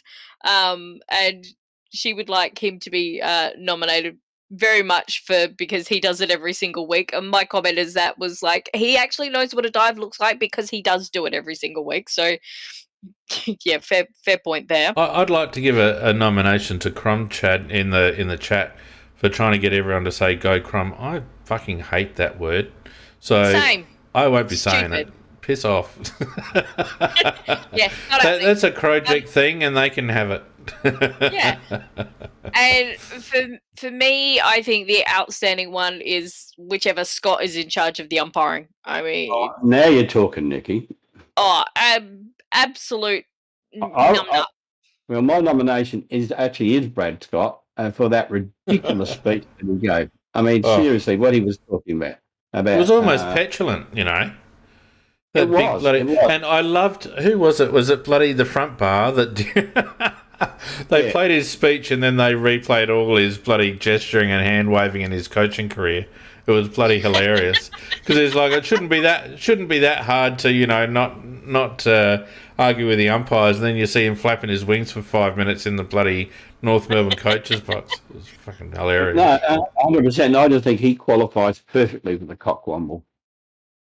Yeah, I think he was just the outstanding one. And particularly as well, I thought it was quite funny, it was that when you brought in a rule such as this and universally across the board, you have every ex-player completely and utterly disagreeing with it, including Dave. Just think it's utterly ridiculous. And then you also get a number of umpires that just kind of go, I really don't want to pay it. And they're not paying it. And, he flat out came and said that, they've all been told they need to get it. They're all going to pay it this week. There's going to be absolutely no dissent whatsoever. And that didn't happen. I tell you what, I hope you're watching chat, Nikki, because there's some good nominations here. Eddie Maguire for saying that Tex Trent Cotchin with murderous intent. Well, I would too if someone was trying to blow up my knee with their bloody sprig. So up your arse on that one. Caro basically lying about approaching the club, and Tim Silver's basically flat out refuting that she'd actually called the club. And had not run yet. Yeah, and Caro and McClure in general just trying to blow up the Crows again with this stuff about Tex and being completely ignored by everyone because they're the only two people that got a bloody be in their bonnet about Tex Walker, and everyone else thinks that he was justified in saying what he said. There's a fair bit going on here, Nick. Yeah. Well, no, that's very interesting, that one with Kara and McClure, because what did those two have to do to the Crows? Oh, that's right. Pay us money. They got proven that They didn't have what to pay they us were. money. Oh, didn't they have to? They had to pay the lawyers. No, it wasn't but our law. basically, We had nothing to do with it, Nick. It was Collective Minds. Yeah, it was collective mind. But they were shown to be incorrect in their reporting, and I think that's so they've got their bee in the bonnet. They're still trying to come after us. 100%. Sam McClure will go to his grave. We'll go to his grave trying to bag Tex Walker and the Crows. But what's been very interesting is every other journalist has gone, we're not touching that. Yeah, that's what I said. Everyone else is ignoring it because basically it's nothing to see here. You know, in terms of Cochin, he actually was as lucky as hell. And everyone knows it. Everyone knows it. Incredibly. And it's only Wilson and McClure that want to string Tex up. And she blatantly lied. Anyway, let's continue. Yeah. Cockwombling. You got a few. I think the other nomination I'd like to put forward is Cody Waitman, who came out during the week and said there's a fine art to ducking, and then the only thing he did well with his head was get a falcon in the last quarter trying to mark, and didn't get one bloody free. So good on you, Cody. How about telegraphing that call a little bit more to the umpires, you idiot?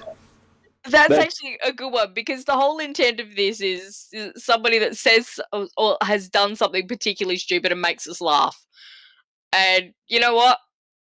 As much as the umpire dissent and everything else is pissing us off, I think I quite like that. Yeah. I'm quite happy to have multiple cockwombles. It's just a cockwomble fest. It's an orgy of cockwombles tonight. Cockwombling numbnuts. Some of them were just numbnuts, some of them just cockwombles, but I reckon Cody Waitman, he was definitely a cockwombling numbnut right there. Now, look, Mick, you've had your hand up for 1,000 years. Sorry, mate, I forgot. So I'll invite you in quickly to have a chat as we round it off, mate. Come in, if you're still there. No, he's not there. All right. Yep. Oh, here you go. How you going, Mick? Yeah, how you going? G'day, Mick. Just like to say that was a very good game played by all, but I think Billy Frampton has made me get a lot more than just some words, I think. Sorry, Mick, what was that? I think Billy Frampton's made me eat a lot more than just humble pie, because, Jesus, that was 1 game and a half, wasn't it? Yeah, you're not wrong. But I think we're all in that situation. When Absolutely. he first got moved down there, he looked rubbery, and fairness to the guy, he'd never played there. And to be thrown at AFL level down back, well, that is a bit of a difficult situation. So, yeah, we all have had to eat humble pie, mate. But I don't feel bad about it, because there'll be more humble pie coming down the track. I think what it has taught me is maybe not be so quick to judge the younger players when they come in, or players coming to a new position. That's the same as Haitley. I think we've got to give him at least 5 games in a row before we can go judging him. It's a good call, Mick. It's a good call, and I think we've all been guilty at times of jumping on or off blokes too quickly, and with the bigger lads, sometimes they need a little bit longer, and, my love-hate affair with Elliot Himmelberg is well documented, and, I think the bottom line is we all want these lads to do well, and sometimes you can only call what you see in front of you, and when it comes to our players, mate, if every one of them everyone that I've bagged makes me eat humble pie, I'll be quite happy. Yeah, and I guess a couple of other players I've noticed that have come on. We've all said that the club wasted their pick on Chase Jones. Well, I'm starting to think that it wasn't a wasted pick. And Ned McHenry, why you want to do anything polished, and his stats aren't that high. It's amazing how many times you see him zipping into the corner of the screen on TV, and he might get a pressure act for it, but Jesus, they know he's there. Oh, absolutely. That's. I've seen a couple of blokes on various forums, say, "Oh, he's useless" and all the rest of it. And I would love to get more output out of Ned, but I don't think you can underestimate the impact of him hitting packs and being that harasser has on the rest of both on the rest of our team and also on the opposition. And I just wish he'd get a fairer go from the umpires because he bloody deserves it. Oh, they hate him, don't they? They absolutely hate him. Yeah, you could see it from his first game. I think he got 3 frees against, and you could see it last year. I think it was last year or the year before, whenever he debuted. Yeah. And straight up, it's like, oh, the umpires hate this kid. Straight up. Yeah, Nicky got it right. He hasn't got a head. No, just don't think he's got a head. They tear it off every game, and nothing happens. They jump on it, and no one seems to care. Yeah. And the last person I'm going to talk about is Ben Keys. Jesus, he just runs and runs and runs in defence. Going forward. I know he missed. He could have had one hell of a game if he'd kicked a couple of those goals, but no one can ever knock him for not giving it his all. Yeah. I have to agree with you. When you say about the headless chook, I thought he was a bit of a wonder. And I used to give him a bit of a hard time when he first started playing because he was more interested in irritating players rather than getting the ball. But now that he focused his role on harassing the player with the ball or getting the ball, or bringing it to at least a break-even situation. A team is made up of many parts, and they can't all be the same. And I think he played his role very well. Yeah, I agree on that one, Macca. I don't think he's ever going to be one that averages 20, 25 disposals, and he mightn't even get all that many pressure acts. But the thing is, he makes the opposition kick quicker than they'd like to, or handball quicker than they'd like to, because they can see him streaming in from the corner of their eye. Well, they can't see him; they know he's close. And it just stuffs up their disposal. And I think that's a big benefit to the team, really. Yeah, and, nothing is more irritating when the ball's in your forward line and you're watching one forward just lagging off and doing nothing when they could be really getting involved in the situation. And I don't think... We don't seem to have that at the moment, I don't think. I think every single... Even, like I mightn't have said, but I'm not a real McAdam fan. Well, it wasn't last year. He's just like he might as well have a traffic cone out in the forward line. But even him this year is actually showing a bit more interest. Actually, I think we're all in the same boat, mate. He deserves the criticism for last year. But as I said, if you looked at him this year, his eyes are blazing when he's playing. He's out there for keeps at the moment. I think he realises that why he got a contract. Don't think it's a given that you're going to stay because I think he might have got a bit of a rocket over the pre-season. Oh, no doubt about it, mate. Very good, mate. Nice to have you on board as usual. Thank you. Good on you. Yeah, good call, Mick. And I reckon that's a pretty good call to wrap it up. So, look, thanks to everyone who's joined us in spite of the footy being on tonight and with the Formula 1 starting up soon if it hasn't started up already. Look, so good to have the support that we do have. Fantastic. So, and thanks, Krojek, for coming on board and telling us stuff that we already know. I'm not salty at all, mate. It's your thing, it's not our thing. So, on your bike. In the meantime, thanks for all your support. If you want to support us on Patreon, go to patreon.com/AFL Crowcast. Otherwise, of course, you can get on Discord if you're not on Discord already. If you're watching us through YouTube or listening on Spreaker, get on board the Discord channel. It's fantastic during game day and during live shows. So don't be shy. Get around it. Until then, Mickey and Naka. Mickey and Naka. Well, whatever. See you, Naka. Do you know what? That's actually they're actually better names. Mickey and Naka. All right, Mickey and Naka. Thanks very much for joining us again. Don't forget to join us on Tuesday night for Tuesday Night Live with Pete. Until then, take it easy, stay safe, and we'll see you later. Yeah, I'll Naka roll. Bye now. Not all.